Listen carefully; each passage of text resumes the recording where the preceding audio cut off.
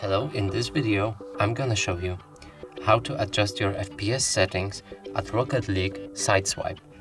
To do this, you'll need to go to your settings in your main menu, like this, game settings, then graphics, and from here you'll be able to select your max FPS. You can reduce FPS in menus if you prefer. I'm gonna leave it on, but most importantly, enable FPS Display right now and jump into your training, free play, start match. Here you'll be able to see your FPS and how much you get. So I'm getting about 57.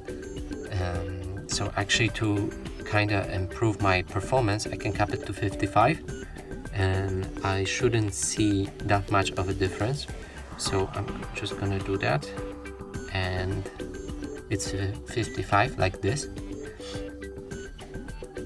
And now if I drive around and do more things, my FPS are capped, so I'm not gonna see any stuttering and stuff like that. So yeah, that's how you adjust your settings of FPS in Rocket League. And that's it for this video. Hope you like it. Please consider subscribing to our channel, leave a like and a comment below.